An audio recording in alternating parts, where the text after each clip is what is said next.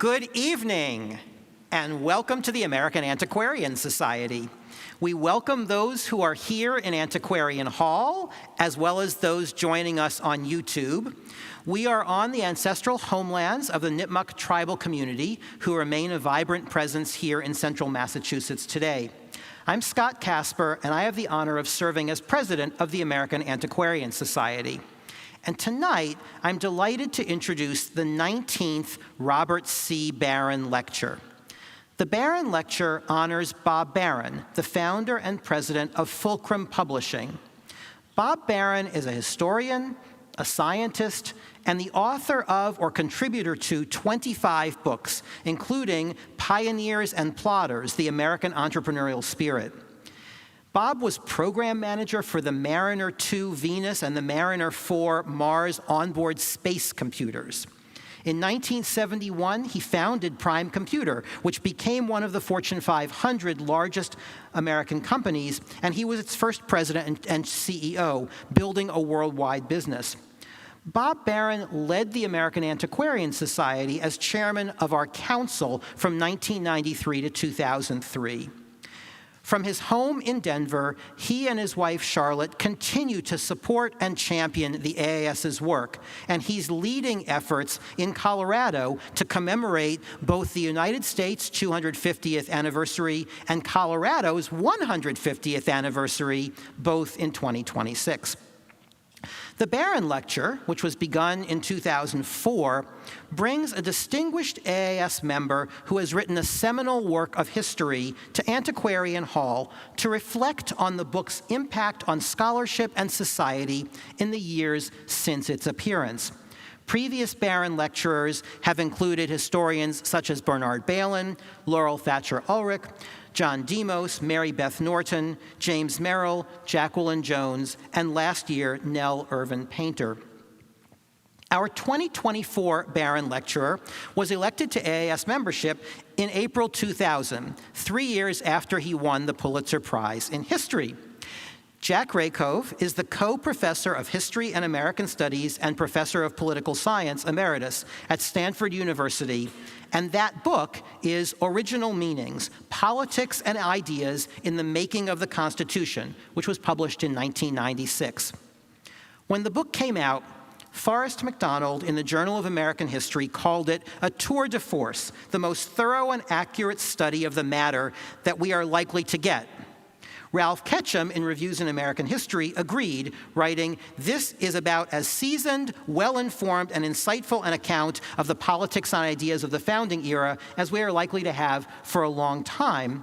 And Rosemary Zagari wrote in the New England Quarterly, "Rakove's finely nuanced and nicely balanced work provides a usable past that has something to offer and challenge partisans from all across the political spectrum. But don't just take historians' word for it, although you usually should.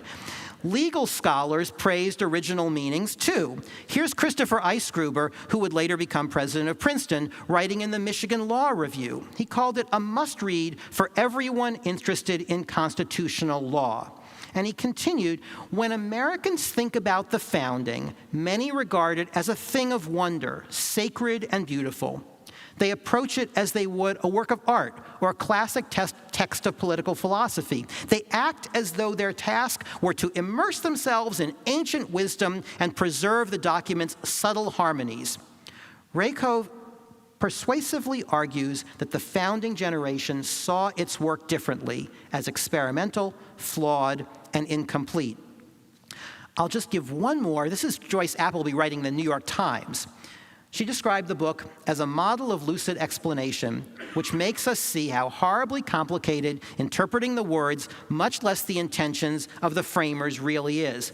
But then Appleby offered this thought about the contemporary question underlying Rakove's title.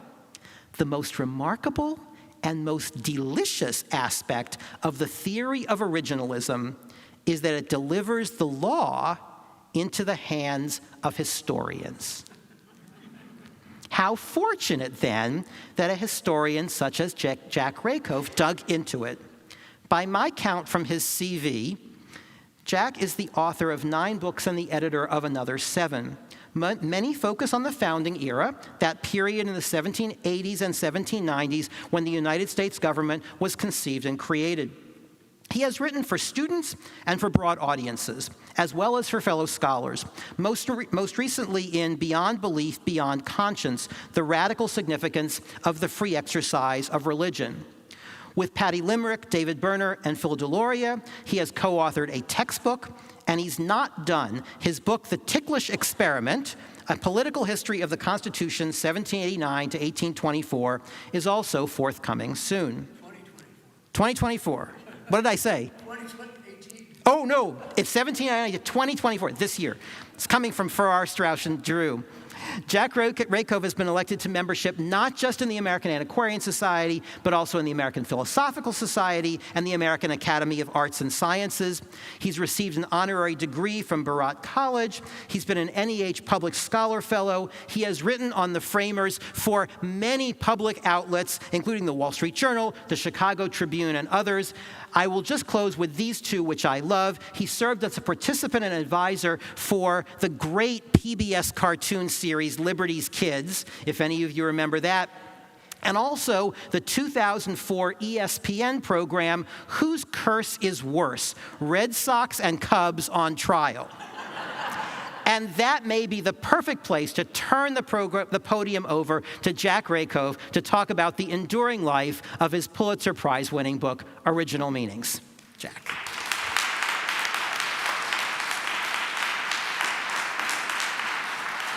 Well, thanks so much for that remarkably enthusiastic introduction, after which I feel the best thing I can do would probably be to sit down, because I hope I can live up to it. It's been a long time since I've been in Worcester, just down the road from Cambridge. But it's a pleasure to be back here under these circumstances. And an occasion like this is really an opportunity to be self-reflective in an unusual way, to not just to talk about one's ideas per se, but to talk about the revolution. And so what I'm going to try to do is to explain how and why I came to write Original Meanings, which was originally kind of a back burner project for myself and then developed into a major work, and I'm sure the one book for which I'll be most remembered, when you go to that great Valhalla of historians, wherever it is. And the story goes something like this. I'm going to talk about where I got the idea for the book, how I started thinking about it, how I worked out a couple of key problems, what I see as the contemporary implications, how to think about it in light of a current moment in the Supreme Court, where the court, in a kind of madcap way, is saying we should pay more and more attention to history and tradition in American law without working out the implications of what that actually entails, without asking historians how they actually do it, leading many judges around the country to be completely befuddled about what the court is expecting them to do. So back in the day, since I can be autobiographical and self-reflective here, so I started graduate school down the road in Cambridge in 1969. It was a gloomy time because that's the year the Cubs blew the pennant to the Mets. I identify myself as a native Cook County Democrat and Chicago Cubs fan, among other things. So it was a terrible time for me emotionally to start graduate study. But I worked with Bernard Balin, and as Richard Brown, my fellow Balin student, could say, working with Balin was for so many of us a transformative experience. And it was because he had unique properties as an instructor. He wasn't there to teach you early American history. He was there to teach you how to think historically, to think about what is the proper definition of a good historical problem, to worry about everything from transitions between paragraphs and the use of adjectives, to recognizing a coherent argument and not respecting one that was incoherent. So I came to Harvard as a 20th century U.S. historian, and I became, within a year or so, basically a revolutionary guy. Early Americanist, 17th and 18th century in the classical sense of the term. And my dissertation was a political history of the Continental Congress, an institution I thought should have been adequately studied already, but in fact there was no good scholarly analysis of our first form of national government. And it occurred to me that writing an analytical history of how this novel national institution had been invented and involved would be a serious historical problem. That book turned out okay. But while I was here, so I started in 69 and I finished in 1975, and while I was here, we're really exactly, 51 years ago, coincided with, one great crisis, several great crises in American politics, but the two that interest me most in terms of writing original meanings involved the impeachment of Richard Nixon and the passage of the War Powers Resolution of 1974, which is I'm sure many of you know, but just to refresh your memory, involves a kind of mechanism that allows presidents to use American military force unilaterally with a 60-day reporting requirement to Congress as to the legitimacy, or to justify the legitimacy of their action. And in both cases, debates about the founding period, about how the framers of the Constitution and their contemporaries would have thought about these issues, would have thought about impeachment on the one hand or the allocation of war powers on the other, became seminal questions of public debate. And there was one oddball scholar out there, kind of quasi-scholar out there, who helped to publicize the topic, a guy named Raoul Berger, who, if I remember correctly, was a German Jewish refugee who I think went to Chicago, made a fortune in real estate. I think he played the violin, was quite a violinist, endowed a chair in legal studies, I'm pretty sure at Northwestern Law School, to whom I owe a great deal personally for reasons I won't go into. But Berger published books on these subjects, published books on impeachment. He did work on, issues of, the kind of war court jurisprudence. He was kind of a quirky guy. He didn't like original meanings for his own idiosyncratic reasons, but he got me thinking about this as a problem. How would one talk about what a document originally meant?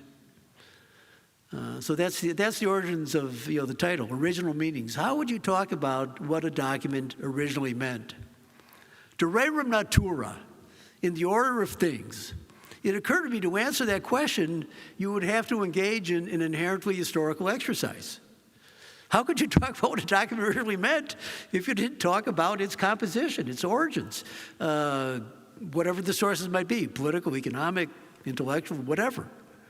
So it seemed to me that the question that being asked, although it was being discussed in terms of jurisprudential traditions and so on, the question by itself was inherently historical in nature. And if that was the case, there should be some method. I usually use the term model. There should have been some kind of model of historical analysis that one could follow to think about this analytical question in a systematic way.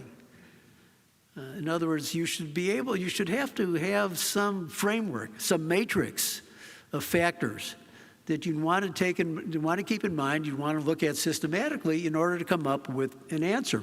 I wasn't thinking about this as a jurisprudential problem. I wasn't thinking about what originalism per se meant. I knew that the term original meaning, original intent, and original understanding were used somewhat interchangeably without proper definition. But the term originalism itself had not been invented. It's actually coined by a Stanford colleague of mine, Paul Prest, who's a past dean of our law school and then became head of the Hewlett Foundation. Great guy, even if he went to Swarthmore, which in the circles in which I travel is not necessarily a good thing. So Paul coined that term in 1980. The term did not quite exist at the time, but the idea of you could talk about the original meaning or the original intention or the original understanding was out there. So I started to think about this. I had other stuff to do. I was writing a dissertation, and again, in the order of things, my first objective once I got a job at Colgate was to turn that dissertation into a book, which I did within 4 years, and I think I was fairly efficient about doing that. But I started to think about this problem. And so when my first book, Original Meanings, came out in 1979, and then fortunately it enabled me to, as much as I like teaching in central New York, I'm much happier having become a Californian and living in the Bay Area where I can swim outdoors day in and day out, year-round. A big part of my morning routine. When I got to Stanford in 1980 and my book had come out, I wanted to work out what this model would mean. And so I published a long article in Perspectives in American History, a journal that I now have gotten available online, though it's not yet up at JSTOR. Since Bud Balin's death, I contacted Alan Garber and at Harvard, who I knew from Stanford, and we arranged to get it at least available through the Harvard Library. So it was the Charles Warren Center House Organ, Perspectives of American History. I'd published one essay there on the decision for American independence back in 1976. And I wanted to do another essay on the problem of originalism. And I had a particular problem in mind. It was the treaty clause of the Constitution, which is one of the very late additions of the Constitution. It basically comes out of the so-called Committee on Postponed Parts, which meets towards the very tag end, really it's meeting in the final 3 weeks of the debates in Philadelphia. I wanted to lay out what my model was, and I used the treaty clause as the locus, whatever. It's the place which I would formulate what the model meant. So what does, if I can call it, this is a little vain on my part, if I can call it the Rakove model of doing originalism, what did the model entail? It had two basic components, and I think one significant addition epistemologically to the problem. So the first component was one had to be consistent in terms of defining and distinguishing the original meaning of a text from the original intentions of its authors, from the original understanding of its ratifiers and the popular constituencies that they represent. In other words, meaning, intention, and understanding were separate phenomena. When we try to figure out the meaning of a text, we often ask, what was the writer trying to do? In this case, the writer would be the 55 delegates who attended the Federal Convention at one time or other between late May and mid-September 1787. What were their objectives?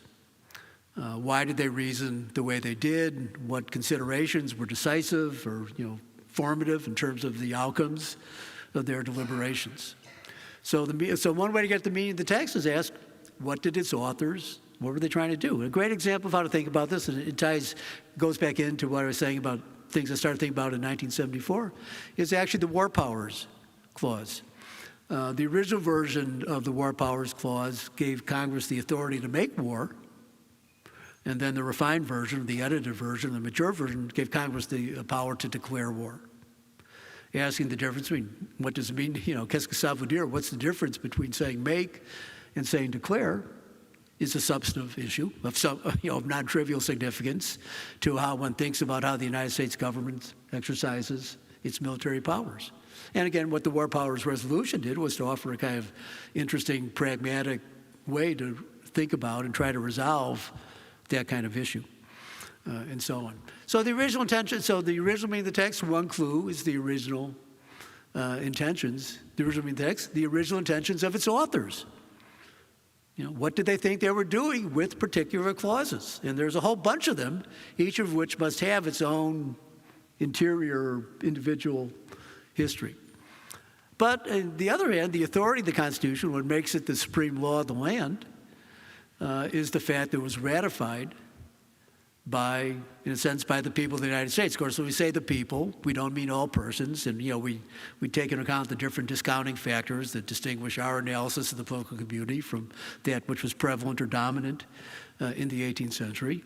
But on the whole, it was a fairly by 18th century standards, a fairly populist process that unfolded in 1787, 1788. So to talk about the original understanding of the ratifiers would be a second clue to interpreting the original meaning of the text, because those actions were legally consequential in the most fundamental sense of the term. What makes the Constitution the supreme law of the land, what solves the classic problem, which I discussed in original meetings, of quos leges posteriores priores, contrarios abrogant. So I like to say in the audience this kind, I don't need to translate that phrase, but just if your Latin's a little rusty, later laws contradicting earlier laws, abrogate them. Leges posteriores priores, contrarios abrogant. It's a major problem in constitutional thinking. How do you distinguish a constitution, a supreme law, from the ordinary acts, supreme fundamental law with an overriding authority, from the ordinary acts of government? And the question of how do you come up with a mechanism that makes the Constitution supreme fundamental law is what the invention, and I think invention is the right term to use here, what the invention of the ratification process in 1787, 1788 had to do. So my first set of distinctions was, in a sense, definitional and distinctive. Let's think about about the meaning of the text, the intentions of the authors, the understanding of its ratifiers. The text is the text, and we just take it as is. Some of you may know, and we could have discussed this at dinner, a new printed text from the post-September 19th printing, the official text printed by the Continental Congress. There's the text belonging to Samuel Johnston of North Carolina was discovered in somebody's basement or file cabinet or God knows where, and is now up for auction. I think the auction's been delayed for some reason, but it's going to take place pretty soon about this. And I was interviewed about this by the Washington Post, and so we have the original text by itself, and then we have the records of the debates both in Philadelphia and in the ratification convention. So you start with that distinction, the meaning of the text, the intentions of its authors, the understanding of its ratifiers. And that, I think, is a preliminary mode of analysis. But the more substantive part is to ask, how do we interpret the debates themselves? Because historians, while we're always reading text, we're always looking for context. So I thought there were kind of four categories of evidence that one wanted to look at. And one thing I want to take a step back and say, if you're not a professional historian, in a sense, the first step that any working, to use a phrase that Bud Balin liked, any working historian wants to do when you have a problem is to try to figure out what are the sources I have to look at to analyze them. Actually, Dick Brown and I share something in common, because when I started working on original meetings, almost the first set of sources I looked at were the records of the Boston Committees of Correspondence, of which there was a microfilm copy. Was this your doing? There was a microfilm copy in the Charles Warren Center.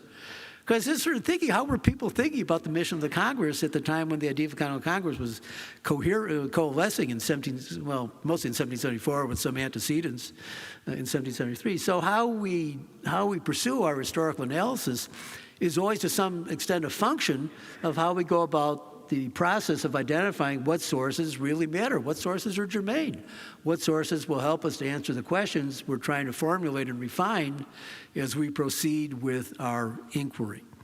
So as I thought about it, it seemed to me there were three obvious sets of sources, and a fourth one that represented my own particular interests and state of mind I wanted to bring to bear. So the two most obvious sources, well, in a sense I thought of as the textual sources, were the records of the debates themselves. The intentions of the framers, well, that's easy. We use Madison's notes of debate, and a variety of other documents closely related to it, a variety of letters and other memoranda prepared by the actual members of the Federal Convention. And then we use the records of ratification. One of the problems I had with both my first book and my second book is that there were great documentary projects at work, the letters of delegates to Congress, and then the documentary history of the ratification of the Constitution, but they were just getting started when I was kind of finishing my project. So I did all this work pretty much on my own without having the bibliographic, not to mention the digitized versions of these sources that are now available. So, but it all worked out, for the best in the best of all possible worlds. So I'm not going to complain, but it is a mild irony. So you would, in any case, start with those two sets of sources. One illustrating the original intentions, the other, in effect, the original understandings. But then I thought there's a third obvious set of sources, and I think this is a fairly self-evident statement. We know these guys were deeply read. We know that John Adams, Jefferson, Madison, James Wilson, et cetera, the leading framers, the leading participants, we know they're a pretty well-educated group. I mean, maybe it's because they're provincial intellectuals and they're trying to keep up with the mother country or whatever. So obviously making sense of what I used to think of as the zeitgeist or the spirit of the age, but making sense of the intellectual world that they inhabited.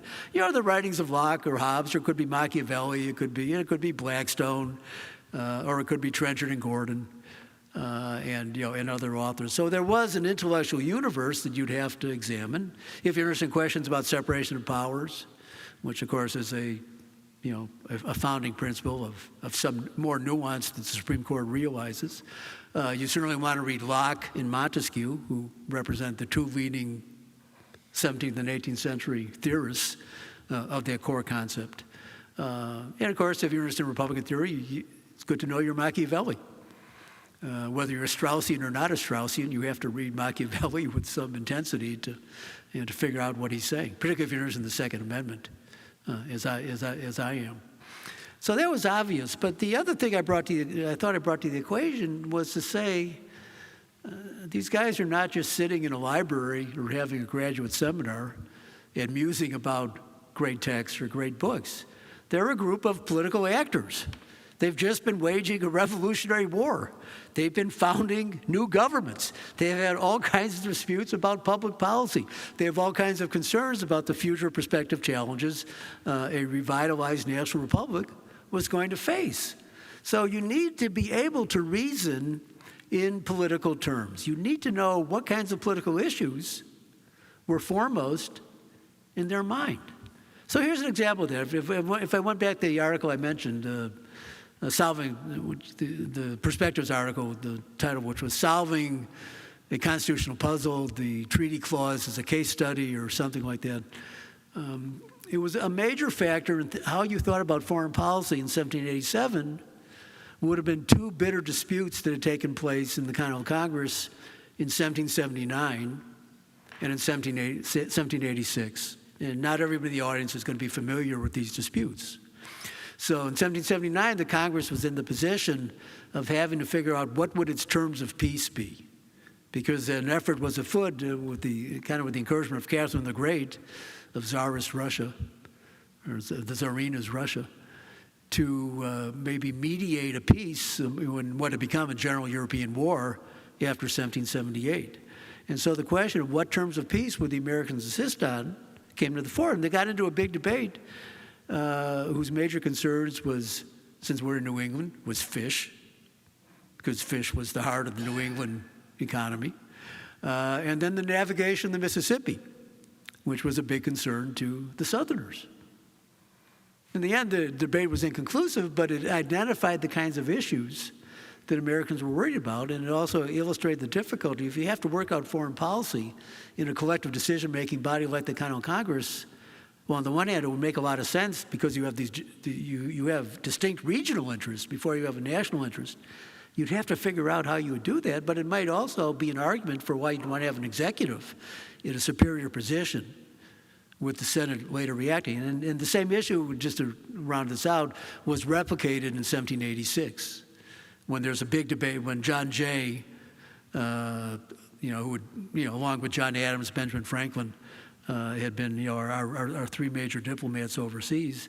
When John Jay was conducting negotiations with Don Diego Dardoque, representing Spain over, and again, the issue, we have a commercial treaty, and what should the United States do about the Mississippi River? Jay says, let's give up our claims of navigation for 20 years. After 20 years, it's to be ours for the taking anyhow, but maybe to get the short-term benefit, we'll take an intermediate loss. The key point is those kinds of debates illustrated the way in which pressing matters of public policy, as they would have been defined in the late 1770s and mid-1780s, would have shaped how Americans thought about foreign policy.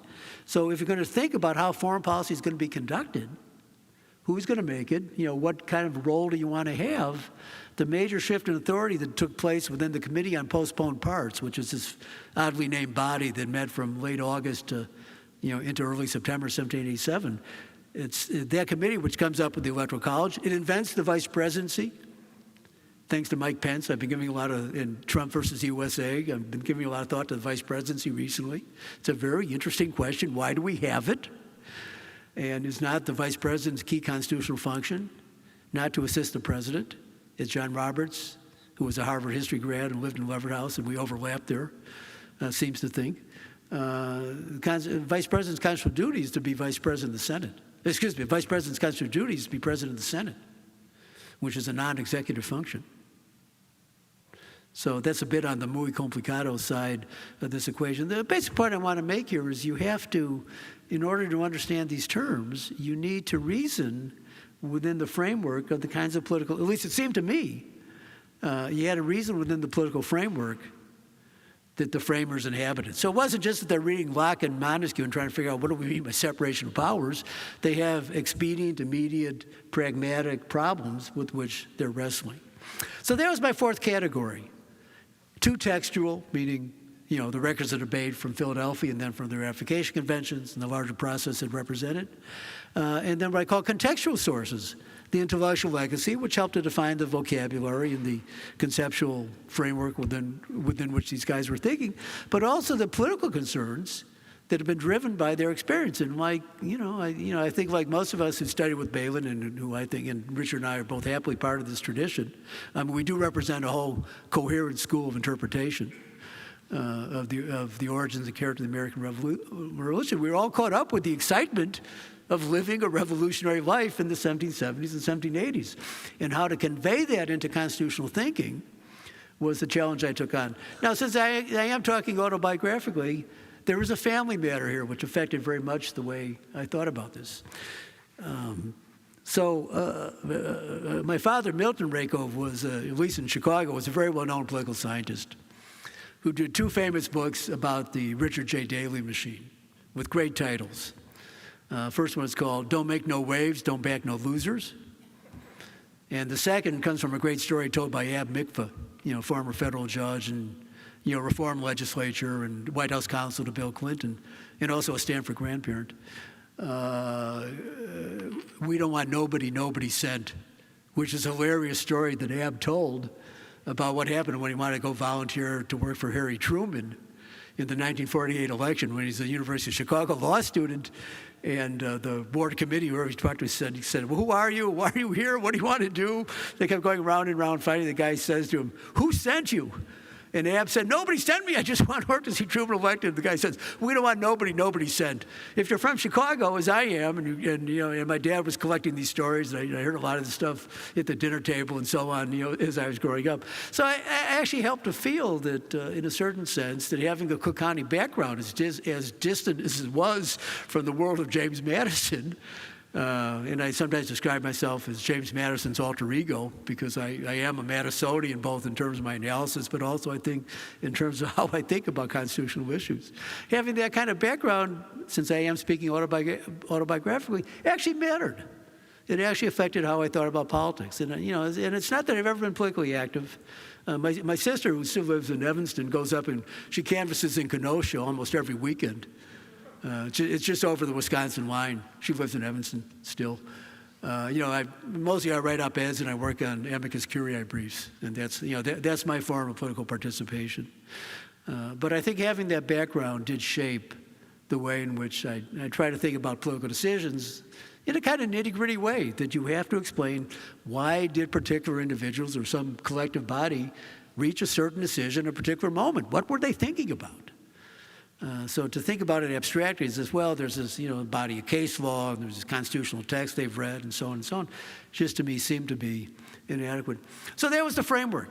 Now what happened was I published that article in 1984. I had another project in mind. I was thinking of doing I didn't formulate too well, it's doing a study of political ambition in the Revolutionary era, which I think is actually an interesting issue. Just make one simple point here. So you ask the question, what is the biggest difference in the political world we inhabit from the one the framers did? Which variable would you single out as being most important?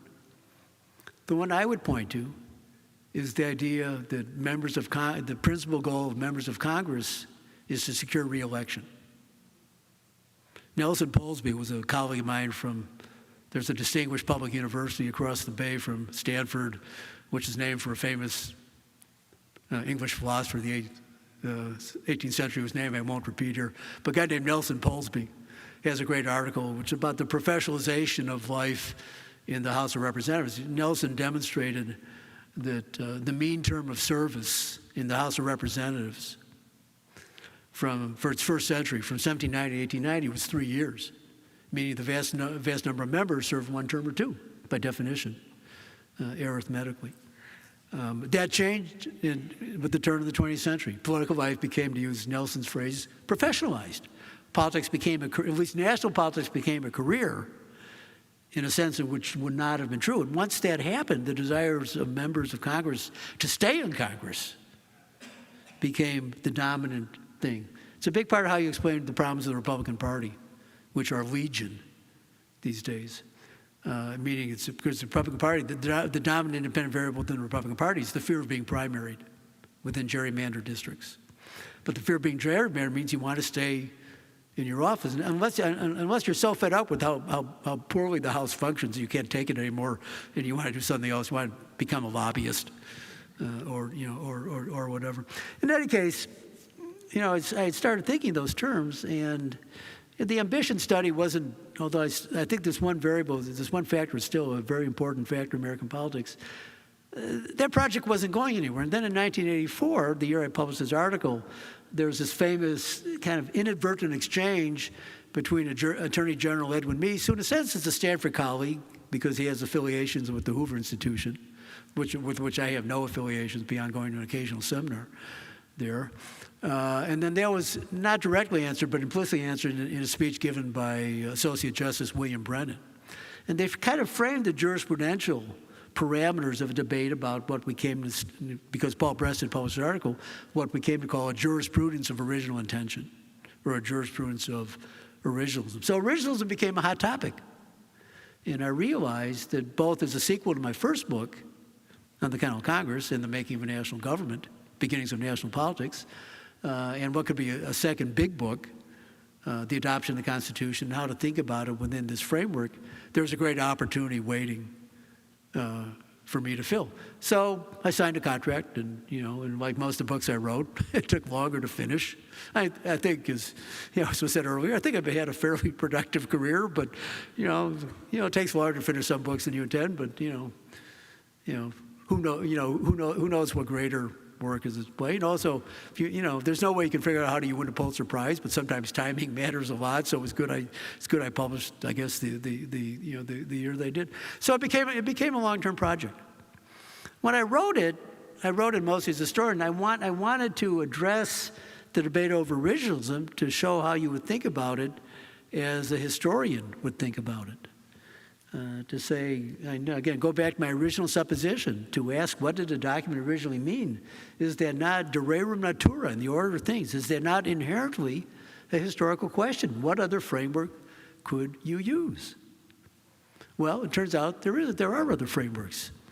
And I'll say what they are momentarily. But when I wrote it, I hadn't really thought about it. I thought about it basically as a scholarly project. It wasn't that I had some agenda of public action that I want to pursue. I had started running op-eds, and that was fun.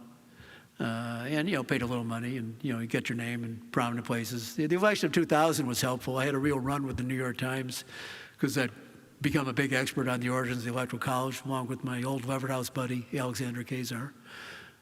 So I had a nice run at the Times. And we came to James Madison's 250th birthday, so that was a fun event for me to celebrate and so on. I hadn't thought about forming an agenda of action, though. And then in 2000, I was invited to a conference at Chicago-Kent Law School, and it was on the Second Amendment, which is an issue I had not paid much attention to. And there was a little discussion, but not very much in the historical literature. There are a few articles, actually, and in the William and Mary, you might remember, on relating to the militia and how people thought about it. I mean, a couple of, I won't say oddball pieces, but a couple. It wasn't a major topic, but there was a group of nominal scholars.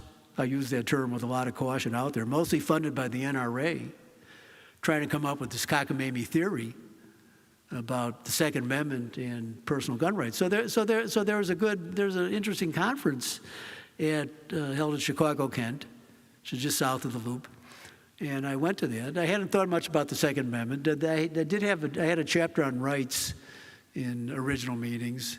I could say more about the organization, but I think I'll let that go for now. Well, my chapter on rights, I hadn't talked about individual rights the way the late Leonard Levy often did, in a kind of forensic sense, like what did the Establishment Clause originally mean and what did the Free Exercise Clause mean. I was thinking about more of the question about what function would a Bill of Rights play in a written constitution more generally. So it was more, in that sense, my focus was more synthetic than particularistic. Second Amendment was an interesting issue, and I hadn't worked on it. So I did a pretty extensive analysis of the debates, and I published an article in the eventual, in the kind of special, the symposium issue of the Chicago-Kent Law Review, called the Second Amendment the highest stage of originalism. This is a trick question. Anybody know where the phrase the highest stage comes from?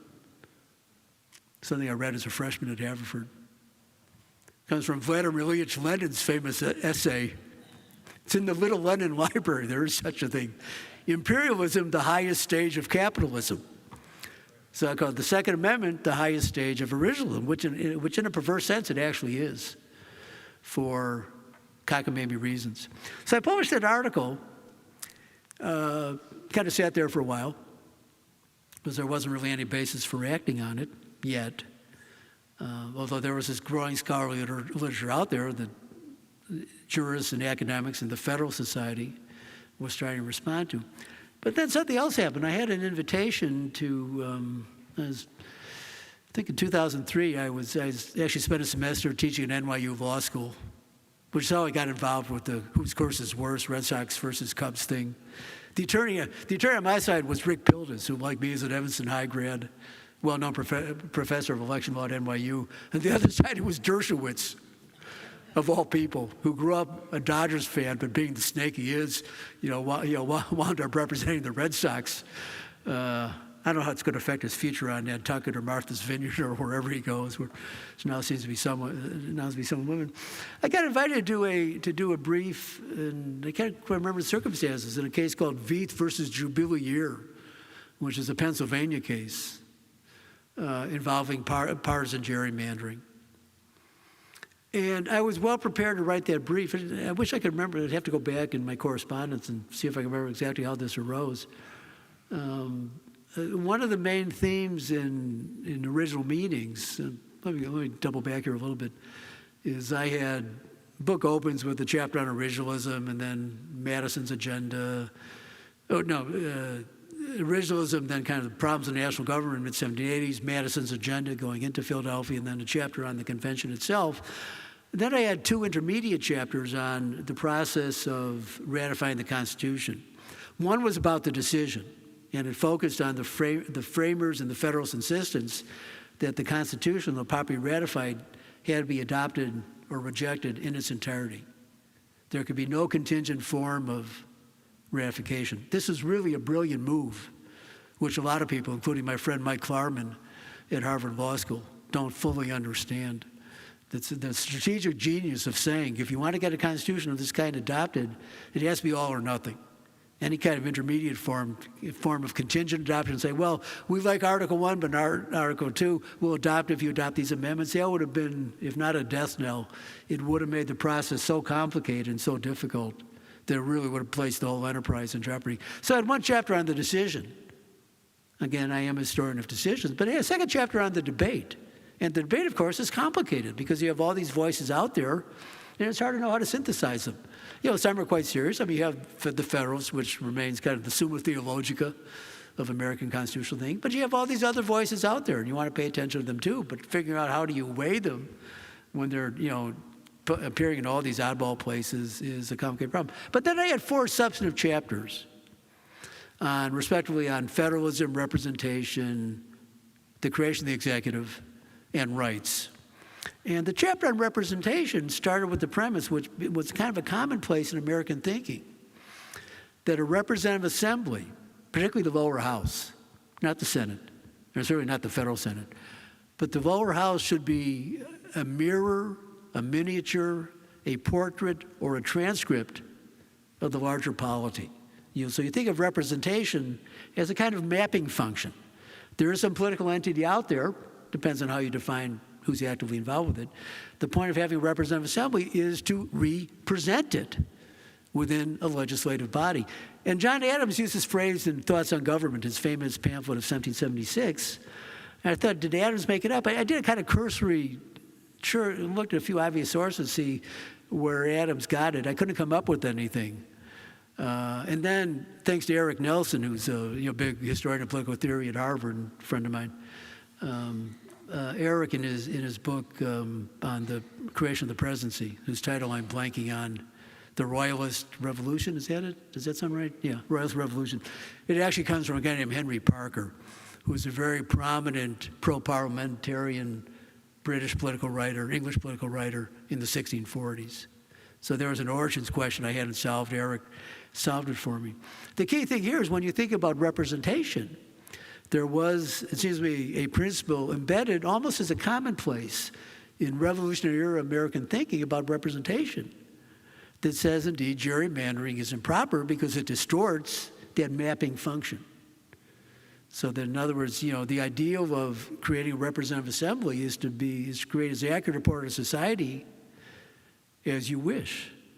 The problem is the Supreme Court, particularly one dominated by the current crew, the six conservatives, they say it's such a political function we can't have anything to do with it. So we're not going to have any serious things. And then there were two subsequent representation cases, which I also became the lead author of briefs. And one was the Arizona redistricting case, where I know RBG did follow my amicus curiae brief. And then there's the Moore versus Harper case, the independent state legislature case from North Carolina, which, if you read the framers' notes, the whole, particularly Madison's notes, if you go to Farrand's Records of the Federal Convention, Volume 2, pages 240, 241, and read Madison's speech, the whole notion of the independent state legislature theory is constitutional cockamamie. Just can't be reconciled. Anyhow, what I realized starting when I did the work on Heller is I actually first started these briefs on representation. Then in 2008, when the court took the D.C. versus Heller case, which is, the lead case, which says that one major purpose of the Second Amendment is not just about the militia, it's really about a personal right of self-defense, which somehow, or what would have been regarded as a common law right of self-defense, adequately dealt with in the Anglo-American legal tradition through a variety of mechanisms, was now being fully constitutionalized under the fiction, and this truly is a fiction, that the Second Amendment is also about a personal right of self-defense, at least within one's home.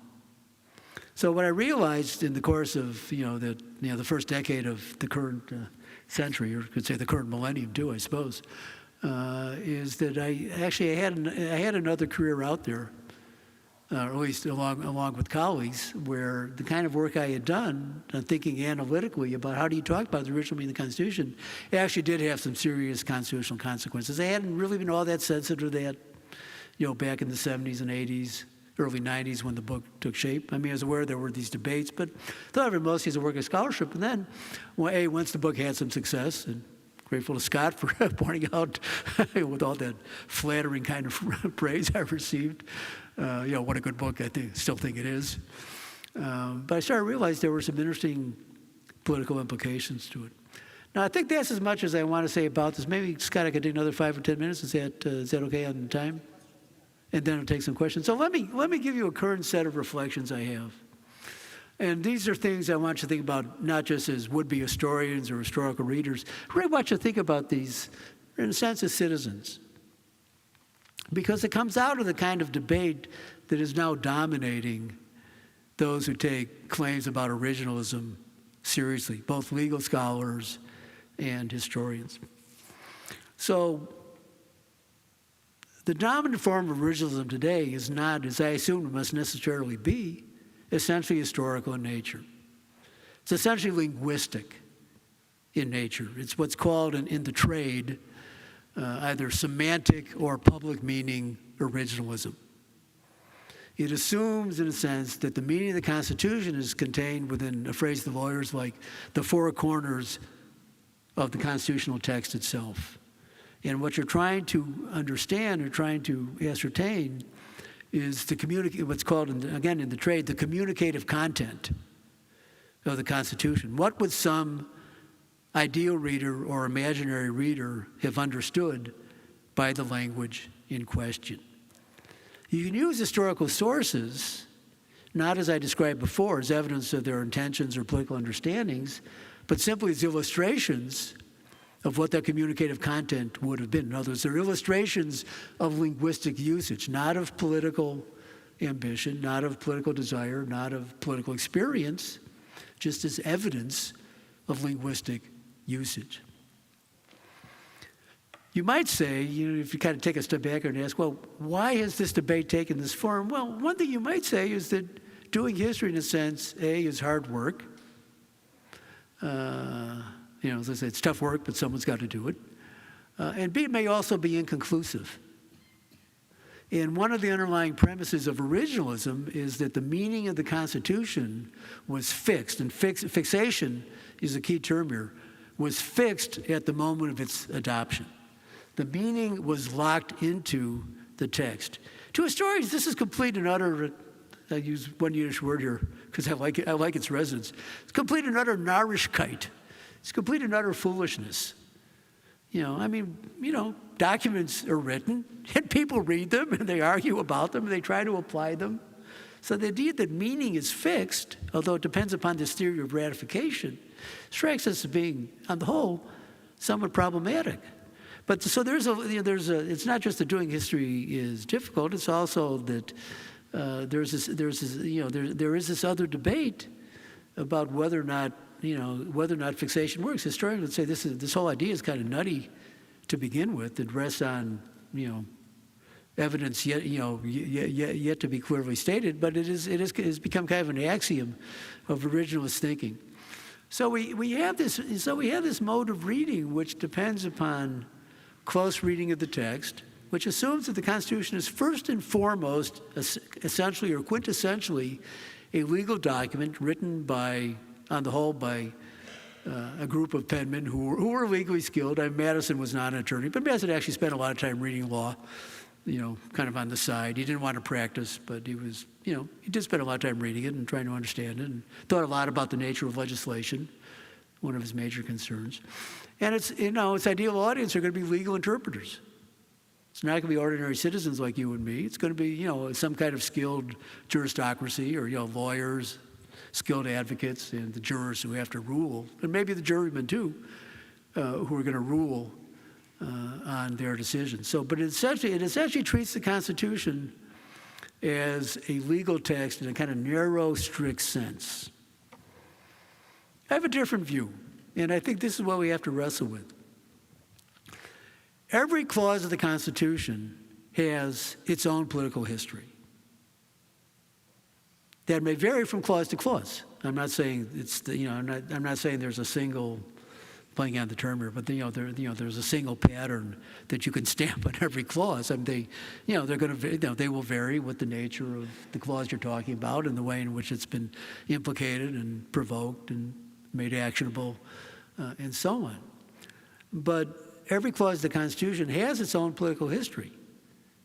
And if you don't understand that history, how could you possibly understand its original meaning as well as its original intention and understanding? But there's a deeper issue at stake here. And the deeper issue is the Constitution is itself, it seems to me, by its very nature, and American constitutional history is itself, rests upon a set of political deliberations, overtly political deliberations. That was true in 1787-88. It's true in 1789. We have debate over whether or not to have amendments. It's certainly true in the 1860s when you get the Reconstruction amendments. It's certainly true for the Progressive era amendments and so on and so on. So the Constitution is the product of a set of political deliberations of the most overt and arguably consequential form. And you could therefore never understand its meaning if you don't take those debates seriously. And if you don't try to reconstruct what did people think was at stake. And our nature, and more fundamental than that, our nature, our existence as a political community, as a polity, as a political society, depends upon those debates. So rather than seeing the Constitution in this narrow, doctrinally driven conception, four corners of the document, a legal document framed primarily for legal interpreters to be subject to, how do you weigh precedent and stare decisis versus whatever other concerns are beating. Would we not be better served to keep that political concern in mind? So there are a couple ways I can illustrate this. I think I suggested one when I discussed reapportionment, that the idea that you're committed as a matter of principle to this image of a representative assembly gives you a powerful way for thinking about, how should you discuss and analyze political gerrymandering. Second Amendment is, was so completely depressing to me because we were all aware of how consequential it is And I'm a little disappointed that Kamala Harris seems to, everyone now wants to say no, wants to take DC versus Heller as a given fact. And I'll say something more about this, is, the entire debate about the Second Amendment, no one at the time, late 1780s, early 1790s, between 87 and 1791, when, the first 10 of the originally 12 proposed amendments were ratified, no one at the time ever thought that this was about a personal right of self-defense. The whole debate was about the militia. It's all driven by the militia clause of the Constitution, particularly the clause giving Congress the authority, recognizing that the militia is a state-based institution, but Congress has a kind of overseeing power to supervise how the militia is going to be organized, armed, and disciplined. And the question of what would happen to state militia because of that congressional power became a matter of concern. Now, there are different reasons why it's a matter of concern. You can make a good argument that for southern states, one of the concerns is you want to maintain the militia as an effective institution because you're worried about slave rebellion. It's a perfectly plausible argument, and you certainly would not want to discount it from any discussion. I don't think it's the only argument. I think sometimes it's overrated, the same way the 3/5 clause is overrated when we talk about the origins of the Electoral College, and I can explain that in more detail if you guys want me to. But I think the key thing here is when you do this debate, you would say no one at the time was thinking that somehow the purpose of the Second Amendment is to constitutionalize a personal right of self-defense. As I said before, the common law already has adequate mechanisms and bases for dealing with issues of self-defense, including whether you have a stand your ground or retreat to the wall would be one famous common law dispute. Should you intervene or should you seek to avoid conflict by moving away from a potentially aggressive threat? So if you ignore that political debate, then you can come up with these what I regard as really ridiculous, linguistically driven arguments. Well, when it says the people, doesn't that mean all persons? We actually know from the text of the Constitution the people does not mean all persons. Just read Article 1, Section 2. It says the House of Representatives will be elected by the people of the United States. But the question of who gets to vote is a matter left to the legislative discretion of the state legislatures. So that's one illustration. There are many, many others. So I think in a certain sense what I've realized over time is, although I don't think I really glimpsed at the beginning, but I'm happy to be able to participate now in the rather later phases of my life. And I just had my 60th high school reunion, so I'm proud. I almost made the Time magazine story on the class of '68, back in the day. So I think now there's a contemporary resonance, which was not there previously, and fortuitously having written original meanings, about which I've said too much, was helped get me started this. Scott wants me to take questions now. Thank you.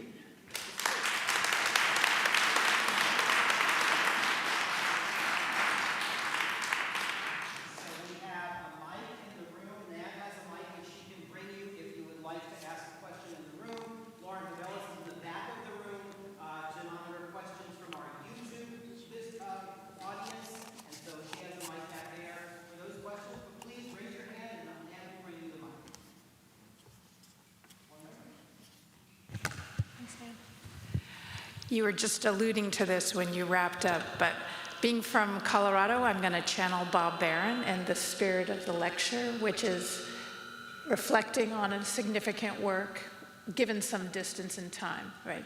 And so what I'm curious about is whether it's in the classroom or in fora like this or with colleagues or in op-eds, do people read original meanings, your book, differently over the last almost 30 years? In other words, have you noticed different flashpoints? Do people read original meanings? I have no way of knowing. One thing, you write a book, it goes out, and you move on to the next project. My late colleague, actually close friend, Carl Degler, he got bored finishing books about halfway through. I don't know if you ever took a course with Carl in your Stanford days, but when he's halfway through a book, he'd start thinking about the next one.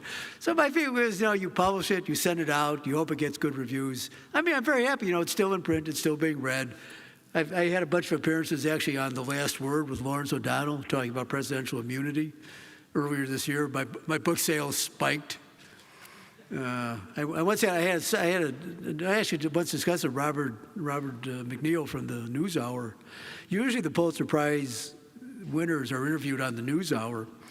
I found myself on a flight to Seattle with McNeil, sat down next to him in the waiting room at SFO. I said, when my book came out, I had a discussion with one of the producers, and I must have left the producer utterly confused because they couldn't figure out, I thought I had a pretty obvious talk about it fairly straightforward way. They couldn't figure out how to put me on the air. He said, well, that costs you a lot of book sales. So, I don't know. I guess I'll say two things about this. One is, I'm proud of the book as it is. I mean, I do think my initial proposition is right, and my final remarks justify that. The Constitution is much a political text as a legal document prepared for lawyers, and all of us as citizens should reckon with that fact. And when we think about the current crisis we face, including the Trump crisis, when we think about Trump versus USA, or when we think about the Colorado case, about whether under Section 3 of the 14th Amendment, the Colorado case, since you're a Coloradan, whether the president, could be disqualified for engaging in insurrection. The court has ducked that responsibility because it's unwilling to take the political issues seriously. I mean, they come up with this kind of wanky linguistic explanation for not doing it. The other thing I want to say, and I meant to bring a copy along, but so that I'm sure my younger colleague at Stanford, Jonathan Knapp, who is both, there's a famous phrase that Jefferson uses that he could only succeed Franklin, he could not replace him. Jonathan and I use this occasionally. Jonathan's both my successor and my replacement. He's a great scholar, he's a great teacher, he's got a whole knot of students. So he's just published a book called Against Constitutional Originalism, which is basically a historian's criticism of all the fallacies, shortcomings, misconceptions, et cetera, embedded in the current legal discourse. Some of it relating to the judges, but the judges are not the greatest thinkers in a certain sense, but also in the scholarship. If you're seriously interested in originalism, the book was just published. Yale published it. They didn't, I think it's been the #1 book at Amazon in the legal history category. It's a great, if you're a serious reader, it's a great book. Against constitutional originalism. Very smart, very, very thoughtful. And, so we have a strong tradition at Stanford thinking about this.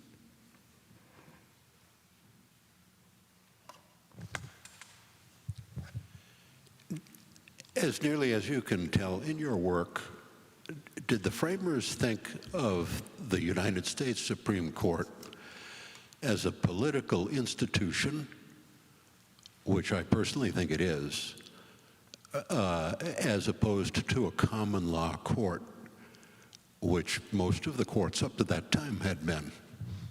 Well, that's a great question. No, I think they certainly thought of it as being something more than a common law court in the ordinary sense of the term. And why do I say that? Because I think constitutional law per se, ontologically, is something the revolutionary generation invented. I don't think it really existed previously. There are a few cases in England, would certainly have constitutional resonance. Of course, England, as we say, does not have a single written constitution, though many written texts are relevant to, how the English think constitutionally. But the idea of constitutional law in a system based on parliamentary supremacy, or a court being a decisive overriding institution, would make no sense. But a number of the framers understood this. And, there's interesting debates at Philadelphia. It's mostly over Madison's proposal for a council of revision, which would have been a joint executive judicial council, which would have had an advisory role in legislation.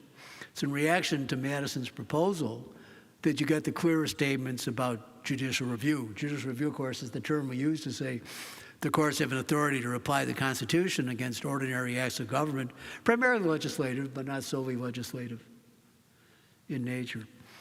But to make judicial law work, you need to have a certain definition, and a novel definition of what a constitution actually is. And again, this is a big part of my colleague Jonathan Knapp's work. What is the nature of a constitution as a written text? So the means of its ratification, the idea of a constitution is written supreme fundamental law. There is a set of cases, there's about somewhere between 6 and 8 cases, taking place in the state courts in the 1780s, of which the framers of the Constitution were well aware. And they understood this is if not a doctrine, this is a concept that is emerging. And we can expect courts to play this role in the future. And then, of course, you get interesting cases. You know, everyone who's been to law school is taught to think that Marbury versus Madison is this magic moment in American constitutional history. Marbury versus Madison is a very interesting case. It involves all 3 departments of government, courts, Congress, and the executive. John Marshall lays out some interesting arguments in his opinion.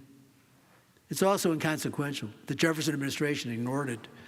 The related case, which was decided a week later, which basically guts the 1803 judiciary, the 1801 judiciary, holds up the 1803 Judiciary Act, which it gutted the 1801 Judiciary Act, is a much more important case.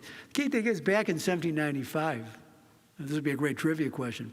Everybody here know the case of U.S. versus Hilton? H-Y-L-T-O-N. Hilton actually had 2 cases, Hilton versus Ware and U.S. versus Hilton. It's about the carriage tax and whether or not a federal tax on carriages would qualify as a direct tax. If it qualifies as a direct tax, then under the 3/5 clause, it would have to be apportioned among the states on the basis of their population. Hamilton, although he's no longer Secretary of Treasury, wanted to disprove that alternative possibility. So here you have a basic case involving, not the trivial power of Congress to issue ransom mandamus under Section 25 of the Judiciary Act of 1789. It relates to the power of the purse and how it's going to be exercised. Hamilton wanted that issue resolved in a sense ex ante before the act was implemented. It tests a major power of Congress. The case was actually contrived, means the factual premises on which it rested were specious. It actually gets into the question of how Americans start thinking about using constitutional litigation strategically to accomplish their political ends as much as anything else. Not just because the case of controversy arises, but because there's a political end they want to secure. So the case rests on a problematic set of facts. I mean, this guy would have had been the Uber of his day to get into federal court. On the basis of the number of characters, Hilton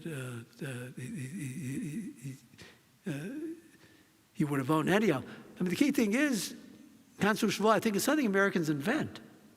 And the problem is, I've just been writing about this in another context, is that, I don't think Madison would have ever, again, since he's my alter ego, I get to speak in his name. I don't think Madison would ever imagine that you would develop whole doctrines of constitutional interpretation. Although Madison was himself an originalist in a certain sense of the term. He's kind of the founding father of originalism, up to a point. That I don't think Madison could ever understood we'd have the kinds of academic arguments we have now that generate theories. Like if you go back to Obamacare, Randy Barnett, another Cook County guy, real libertarian. He's the guy who came up with the whole crazy broccoli argument, which the court took seriously in the Affordable Care Act litigation. You can think of other cases. Law professors come up with theories that, if 1 to 4 Supreme Court justices got interested in them, they're willing to entertain them. So constitutional law has evolved into something that I think nobody in the 18th century could have emerged. But the idea that courts would play that role and there would be something more than a common law adjudication, I think that was there.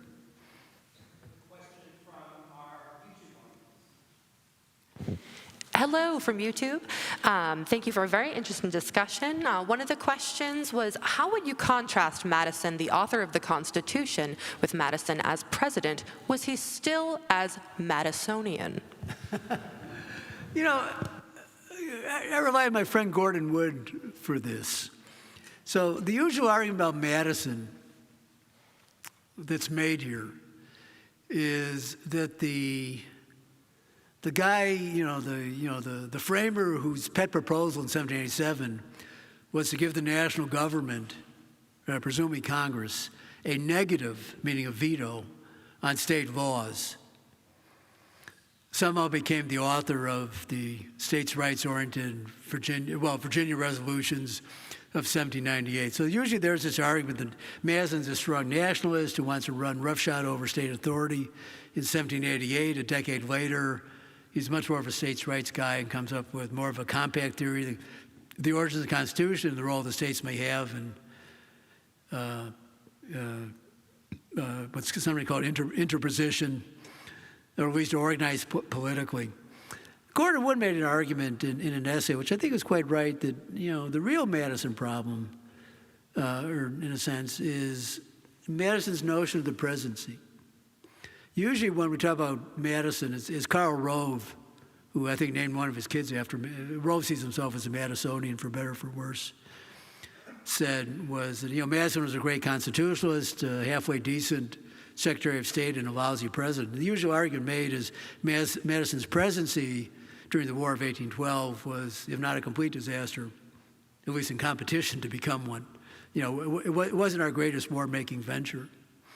Gordon's argument, which I think is quite interesting, I'm not sure I'm fully subscribing to it, is that Madison had a strong conception of executive power, that he wanted it to have a kind of non-monarchical basis, that he wanted to have a lowercase, I always say lowercase r, a Republican presidency, one committed to Republican principles of government. So the kind of strong executive that Hamilton, among all the framers, had most vividly imagined was exactly what Madison wished to avoid. And I do think a critical moment in Madison's thinking comes after 1793. That before 1793, he was most concerned with making sure that the discretionary authority of Congress would be somewhat limited. It would be confined by Article 1, Section 8, the enumerated powers of Congress.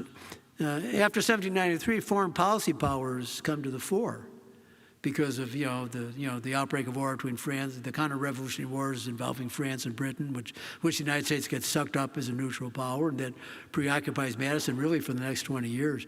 So Madison came to think much more critically about executive power after 1793 than had been the case before. So again, speaking as his alter ego, I think there was a kind of shift of concern and interest, over the course of his life. And of course, that gets us back to why you have to think politically in order to be able to reason substantively about all these phenomena.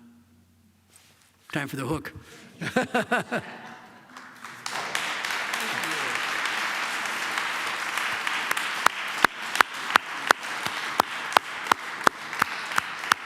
Thank you, Jack Rakove. This is a great example of how a book that is written in one context takes on interesting new dimensions as the politics change. And I think we've gotten a sense of that tonight. So thank you, Jack. And the book is terrific. I have used it in my teaching. I've used it in working with K-12 teachers over the years. And we have copies of it for sale in the lobby from our friends at Tide Pool Bookshop. We want to thank all of you for joining us this evening, those of you who are in the room, as well as those of you who are here on YouTube. We have lots more programs coming up this fall. Just go to our website, americanantiquarian.org, to learn more about them. If you'd like to recommend this to friends, it'll be available on our YouTube channel very soon. Please join me in thanking Jack Rakove one more time, and have a wonderful evening.